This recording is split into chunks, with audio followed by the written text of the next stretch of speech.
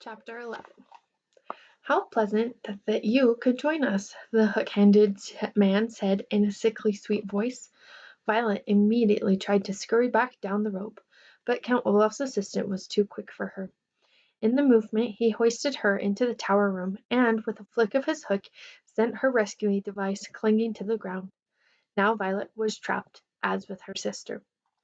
"I'm so glad you're here," the hook-handed man said. "I was just thinking how much I wanted to see your pretty face. Have a seat." "What are you going to do with me?" Violet asked. "I said, have a seat." The hook-handed man snarled and pushed her into a chair. Violet looked around the dim and messy room. I am certain that over the course of your own life you have noticed that people's rooms reflect their personalities.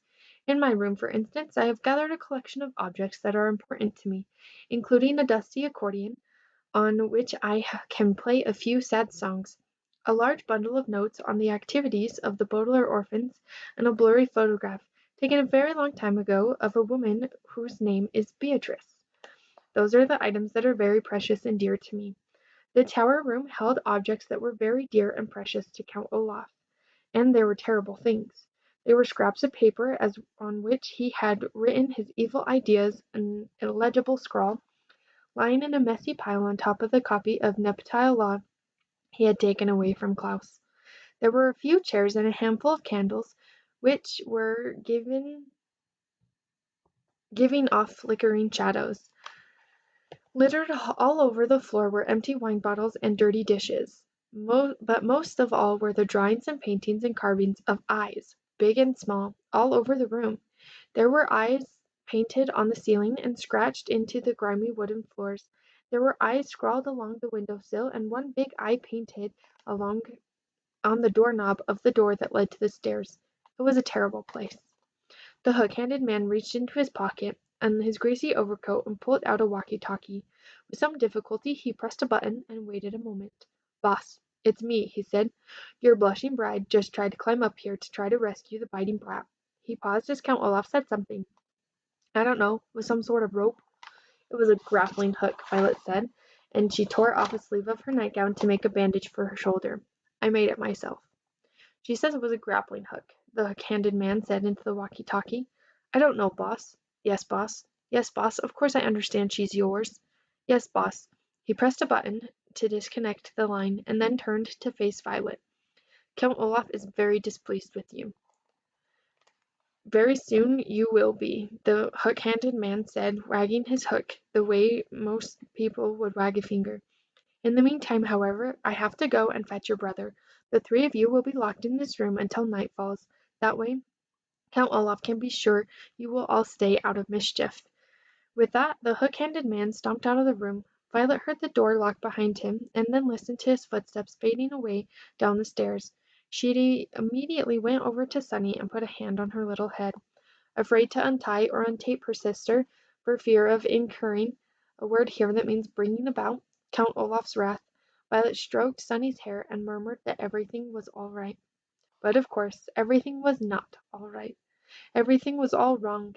As the first light of morning trickled into the tower room, Violet reflected on all the awful things she and her siblings had experienced recently. Their parents had died, suddenly and horribly. Mrs. Poe had brought them ugly clothing, and they moved into Count Olaf's house and were treated terribly. Mr. Poe had refused to help them. They had discovered a fiendish plot involving marrying Violet and stealing the Baudelaire fortune. Klaus had tried to confront Olaf with knowledge he'd learned in Justice Strauss's library and failed.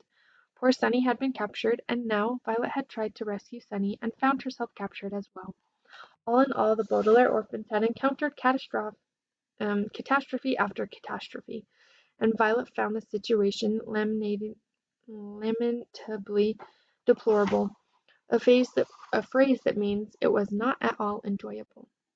The sound of the footsteps coming up the stairs brought Violet out of her thoughts, and soon the hook-handed man opened the door and thrust a very tired, confused, and scared Klaus into the room. "Here's the last orphan," the hook-handed man said, "and now I must go help Count Olaf with final preparations for tonight's performance. No monkey business, you two, or I will have to tie you up and let you dangle out of the window as well." Glaring at them, he locked the door again and tromped downstairs. Klaus blinked and looked around the filthy room. He was still in his pajamas. "What has happened?" he asked Violet. "Why are we up here?" "I tried to rescue Sunny," Violet said, "using an invention of mine to climb up the tower."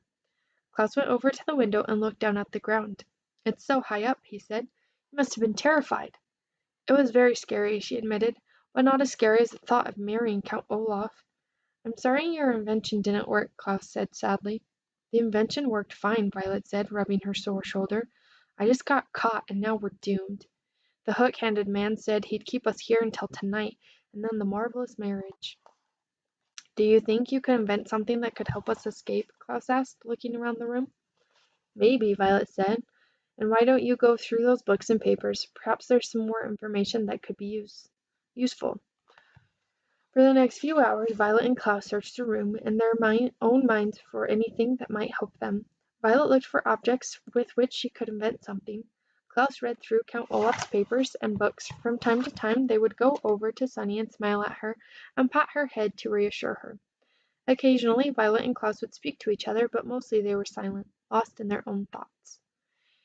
"If we had any kerosene," Violet said around noon, "I could make Molotov cocktails with these bottles." "What are Molotov cocktails?" Klaus asked. "They're small bombs made inside bottles," Violet explained.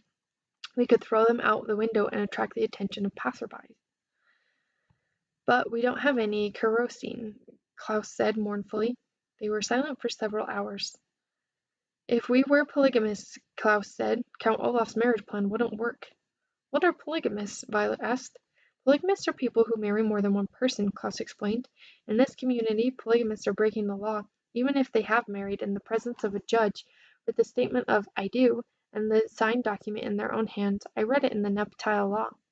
"But we're not polygamists," Violet said mournfully. They were silent for several more hours. "We could break those bottles in half," Violet said, "and use them as knives, but I'm afraid that Count Olaf's troop would overpower us." "You could say 'I don't' instead of 'I do,'" Klaus said, "but I'm afraid Count Olaf would order Sunny dropped off the tower." "I certainly would," Count Olaf said, and the children jumped. They had been so involved in the conversation that they hadn't heard him come up the stairs and open the door. He was wearing a fancy suit and his eyebrow had been waxed so it looked as shiny as his eyes. Behind him stood the hook-handed man, who smiled and waved a hook at the youngsters. "Come, orphans," Count Olaf said. "It is time for the big event. My associate here will stay behind in this room, and we will keep in constant contact through our walkie-talkies. If anything goes wrong during tonight's performance, your sister will be dropped to her death. Come along now." Violet and Klaus looked at each other, and then at Sunny, still dangling in her cage, and followed Count Olaf out the door. As Klaus walked down the tower stairs, he felt a heavy sinking in his heart as all hope left him. There truly seemed to be no way out of their predicament. Violet was feeling the same way until she reached out with her right hand to grasp the banister for balance. She looked at her right hand for a second and began to think. All the way down the stairs and out the door and the short walk to the theater, Violet thought and thought and thought, harder than she ever had in her entire life.